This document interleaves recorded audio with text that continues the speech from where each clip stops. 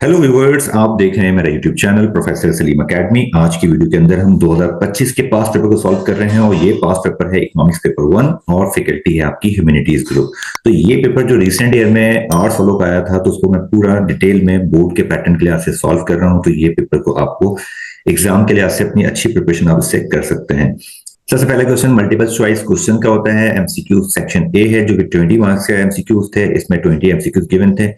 As usual तमाम MCQs मैंने highlight कर दिए हैं, एप्रोप्रिएट आंसर इसके, और इसकी जो डिटेल है विद लॉजिकल रीजनिंग वो मैंने अपने यूट्यूब चैनल के पोस्ट वाले सेक्शन में डाल दी है। तो वहां से आप इसको फर्दर स्टडी कर सकते हैं। जब सेक्शन बी पे आते हैं तो सेक्शन बी जो है वो माइक्रो इकोनॉमिक्स से रिलेटेड होता है और जो इसके मार्क्स 20 होते हैं।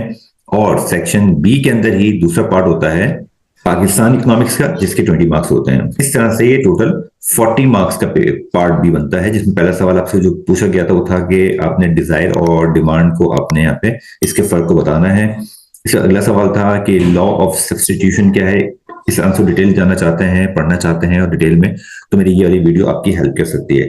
इस तरह से अगला सवाल पूछा गया था कि जो एवरेज कॉस्ट है और मार्जिनल कॉस्ट है इसका डिफरेंस क्या है। तो इसके लिए ये वीडियो देखकर आप अंडरस्टैंड कर सकते हैं। सवाल था माइक्रो इकोनॉमिक्स और मैक्रो इकोनॉमिक्स का डिफरेंस।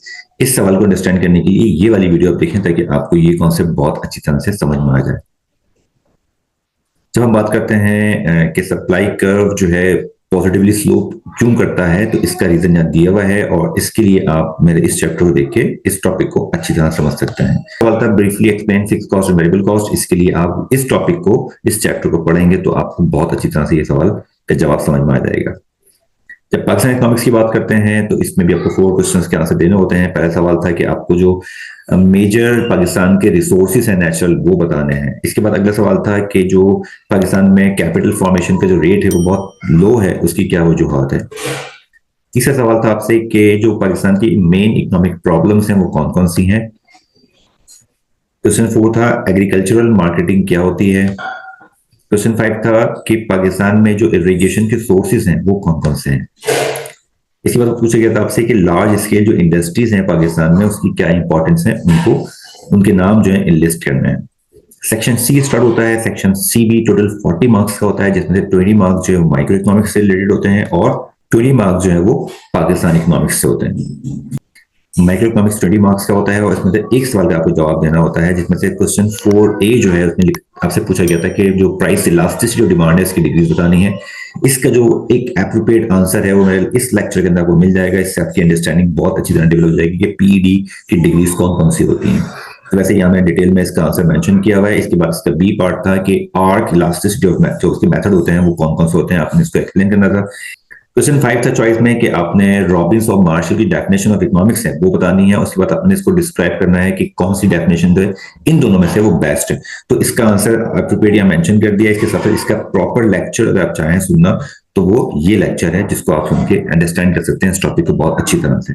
अगला इसका बी पार्ट था कि जो स्टडी ऑफ इकोनॉमिक्स है उसकी क्या इंपॉर्टेंस है, सिग्निफिकेंस है।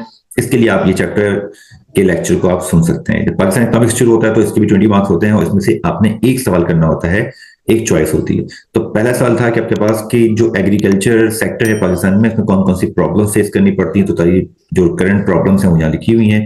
इसके बाद पूछा गया था कि आपसे ये जो प्रॉब्लम्स हैं इसको आप दूर करने के लिए या इंप्रूव करने के लिए आपकी क्या एडवाइस या सजेशंस हैं। तो ये सजेशंस सारी हाईलाइट कर दी हैं। क्वेश्चन 7 था आपसे बात के जो पाकिस्तान के जो नेचुरल रिसोर्सेज हैं उसकी पाकिस्तान की इकोनॉमिक डेवलपमेंट में क्या रोल उसका प्ले करता है वो, या उसकी क्या अहमियत है। तो इसकी इंपॉर्टेंस जो है वो सारे पॉइंट्स हाईलाइट किए हैं मैंने। अगला सवाल था इसका बी पोर्शन के अंदर था कि कुछ जो है जो खास पाकिस्तान के मिनरल रिसोर्सेज हैं वो बताना है। तो ये कुछ मिनरल रिसोर्सेज हैं जो कि हाईलाइट कर दिए हैं। तो बस ये थी आज की वीडियो। तमाम पास्ट पेपर 25, 24, 23 और 22 की मेरे यूट्यूब चैनल में मौजूद हैं। अगर आप इन सब का पीडीएफ हासिल करना चाहते हैं तो एक छोटा सा अमाउंट पे करके ये पीडीएफ आप मुझसे ले सकते हैं। मेरे इस व्हाट्सएप नंबर पे कांटेक्ट करके पीडीएफ की रिक्वेस्ट कर सकते हैं। Thank you.